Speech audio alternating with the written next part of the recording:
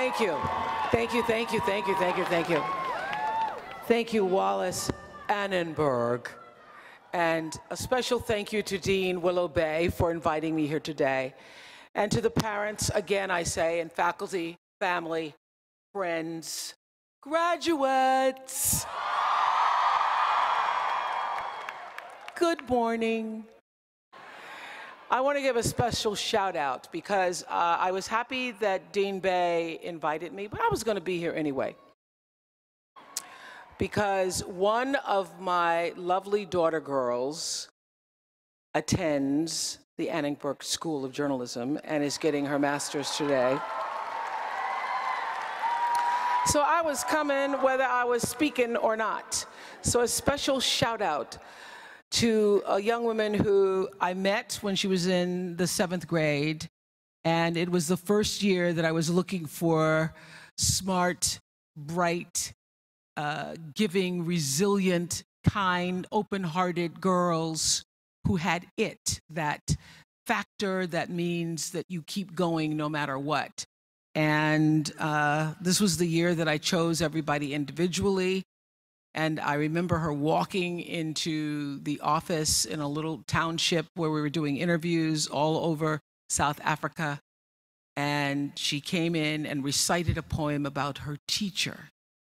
And when she walked out the door, I go, that's an it girl. Thando Dloma, I am here to say I am so proud of you. Long way from the township in South Africa, and her aunt has flown 30 hours to be here for this celebration today. Thank you so much. So, today I come bearing some good news and some bad news for anybody who intends to build a life around your ability to communicate. So, I want to get the bad news out first so you can be clear. I always like to get the bad stuff up front. So, here it is. Everything around us, including and in particular the internet and social media, is now being used to erode trust in our institutions, interfere in our elections, and wreak havoc on our infrastructure. It hands advertisers a map to our deepest desires. It enables misinformation to run rampant, attention spans to run short, and false stories from phony sites to run circles around major news outlets. We have literally walked into traffic while staring at our phones. Now the good news. Many of your parents are probably taking you somewhere really special for dinner tonight. I heard. I can do a little better than that. Now that I presented some of the bad news, the good news is that there really is a solution. And the solution is each and every one of you, because you will become the new editorial gatekeepers, an ambitious army of truth seekers who will arm yourselves with the intelligence, with the insight, and the facts necessary to strike down deceit. You're in a position to keep all of those who now disparage real news. You all are the ones who are going to keep those people in check.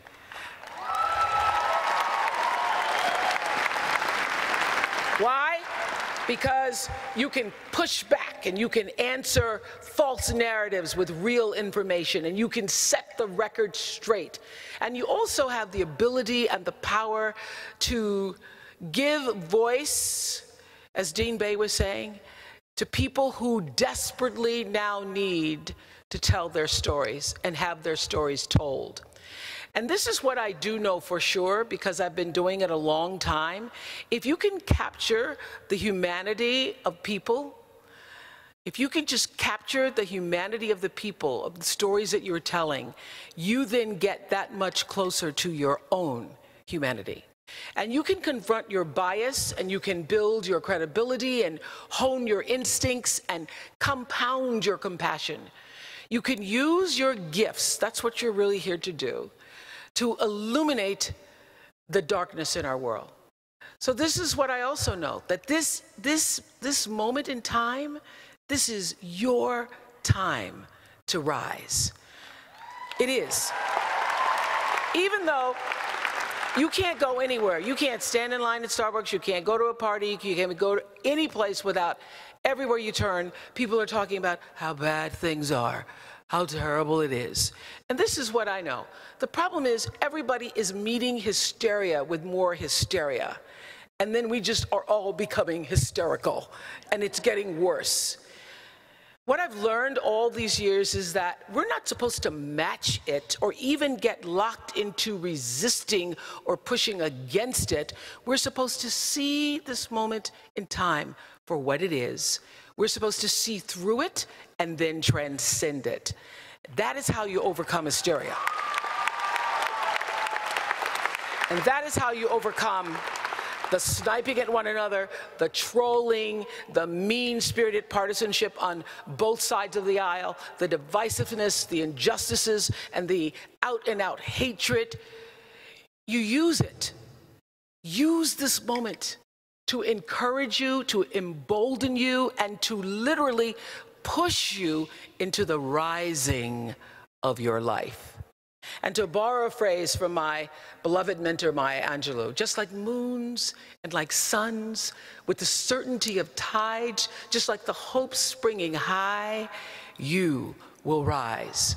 So your job now, let me tell you, is to take everything you've learned here and use what you've learned to challenge the left, to challenge the right, and the center. When you see something, you say something, and you say it with the facts and the reporting to back it up.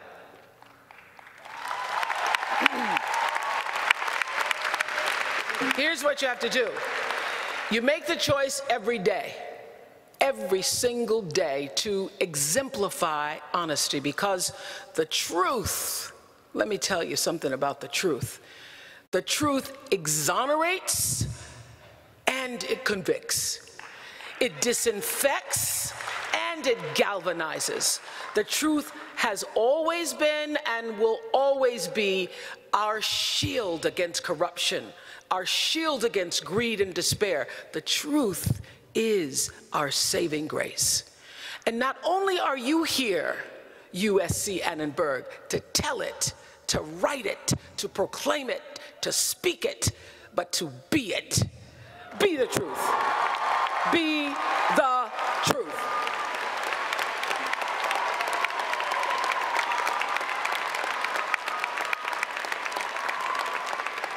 So I want to get down to the real reason we're here today. In about an hour and a half, you're going to be catapulted into a world that appears to have gone off its rocker.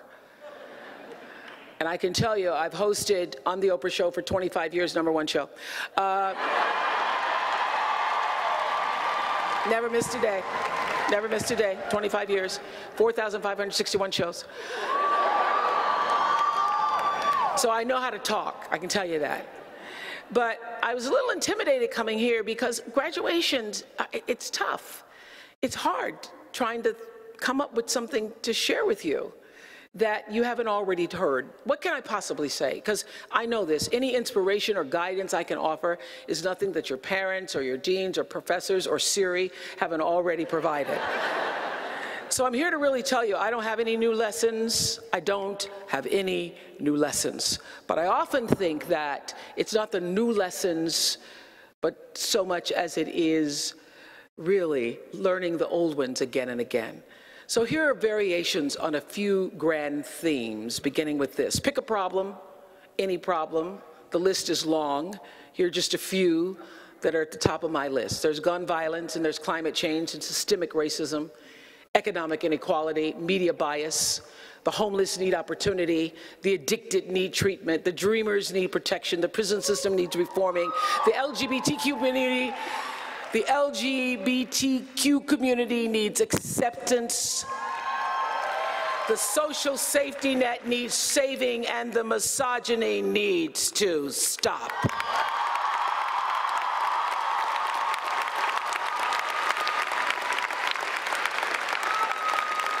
Needs to stop. But you can't fix everything. And you can't save every soul. But what can you do? Here and now, I believe you have to declare war on one of our most dangerous enemies, and that is cynicism. Because when that little creature sinks in, its hooks into you, it'll cloud your clarity, it'll compromise your integrity, it'll lower your standards, it'll choke your empathy, and sooner or later, cynicism shatters your faith. When you hear yourself saying, oh, it doesn't matter what one person says, oh, well, so what? It's not going to make any difference what I do. Who cares? When you hear yourself saying that, know that you're on a collision course for our culture.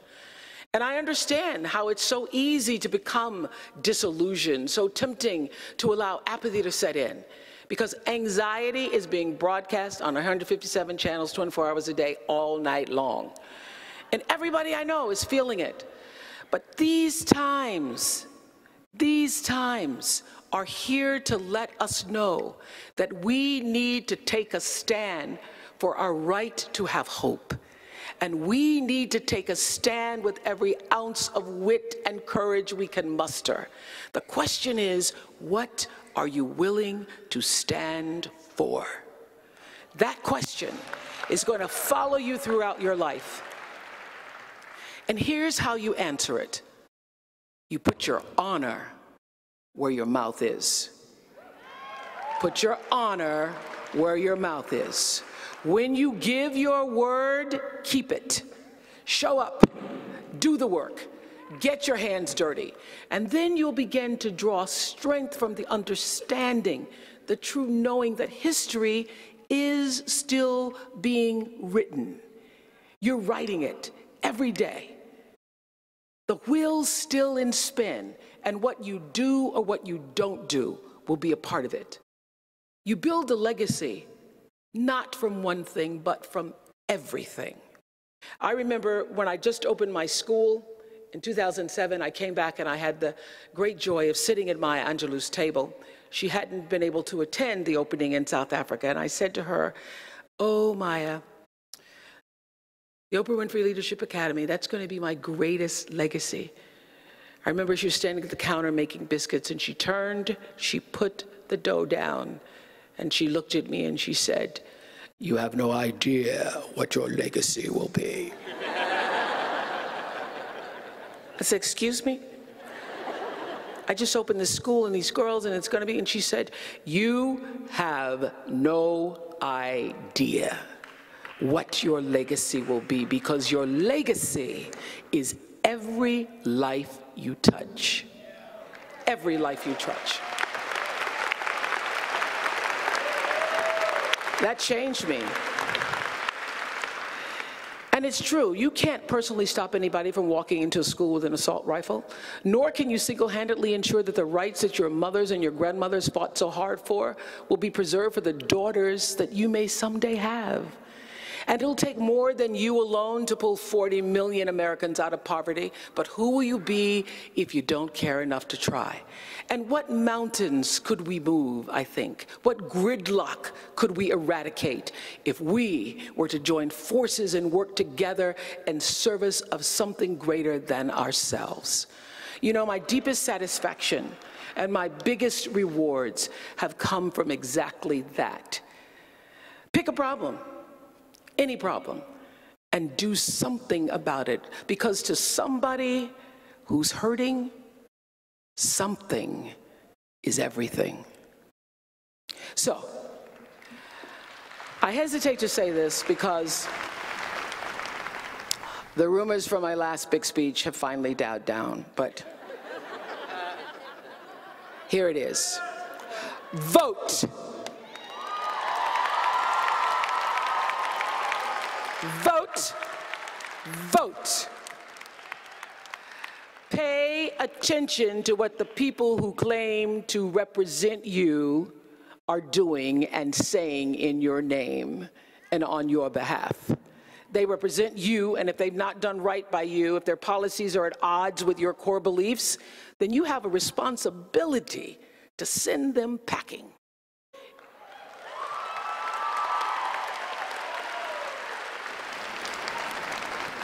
If they go low, thank you, Michelle Obama. If they go low,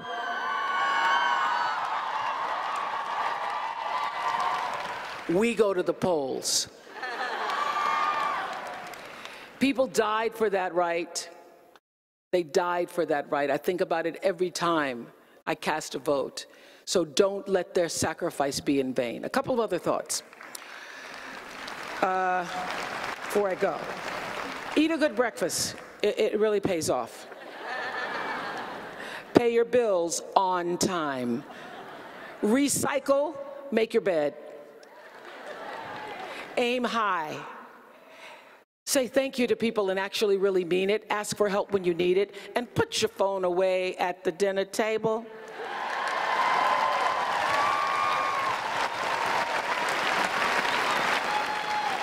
Just sit on it, really.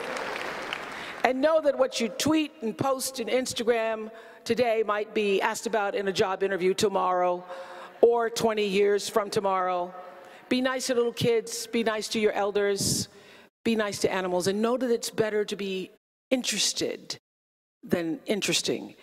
Invest in a quality mattress. I'm telling you, your back will thank you later. And don't cheap out on your shoes. And if you're fighting with someone you really love, for God's sakes, find your way back to them, because life is short even on our longest days.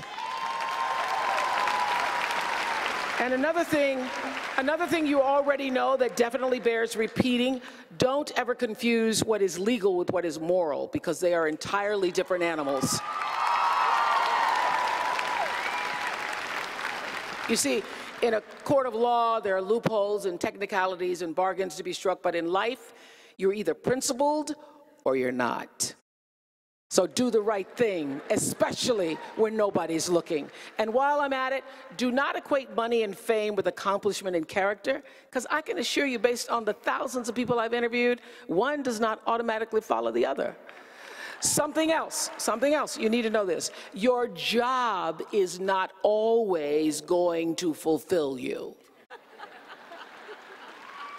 There will be some days that you just might be bored. Other days, you may not feel like going to work at all. Go anyway. And remember that your job is not who you are. It's just what you're doing on the way to who you will become. Every remedial chore, every boss who takes credit for your ideas, that is going to happen. Look for the lessons, because the lessons are always there. And the number one lesson I could offer you where your work is concerned is this: become so skilled, so vigilant, so flat out fantastic at what you do that your talent cannot be dismissed. And finally, this will save you. Stop comparing yourself to other people.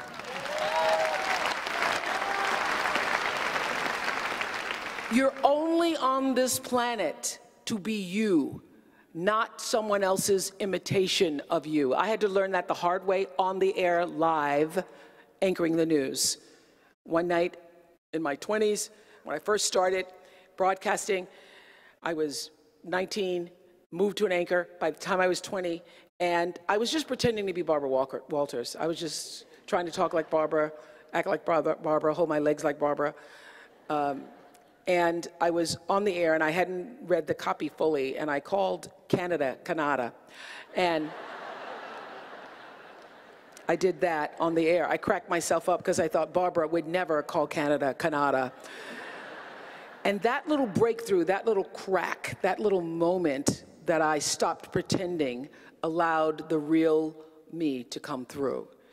Your life journey is about learning to become more of who you are and fulfilling the highest, truest expression of yourself as a human being. That's why you're here. You will do that through your work and your art, through your relationships and your love. And to quote Albert Einstein, education is what remains after we forget what we're taught. You've learned a lot here at USC. And when all that you've been taught begins to fade into the fabric of your life, I hope that what remains is your ability to analyze, to make distinctions, to be creative, and to wander down that road less traveled whenever you have the opportunity. And I hope that when you go all in. And that your education helps you to walk that road with an open, discerning mind. Discernment is what we're missing. And a kind heart. You know, there's 7 billion people on the planet right now. And here you are. Your degree from the USC Annenberg School for Communication and Journalism. This degree you're about to get is a privilege. It's a privilege. And that privilege obligates you to use what you've learned to lend a hand to somebody who doesn't get to be here.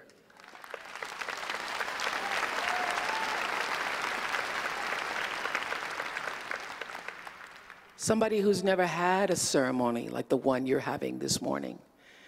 So, I hold you in the light, and I wish you curiosity and confidence, and I wish you ethics and enlightenment. I wish you guts. Every great decision I've ever made, I trusted my gut and goodness. I wish you purpose and the passion that goes along with that purpose. And here's what I really hope. I hope that every one of you contributes to the conversation of our culture and our time, and to some genuine communication, which means you have to connect to people exactly where they are. Not where you are, but where they are. And I hope you shake things up. And when the time comes to bet on yourself, I hope you double down.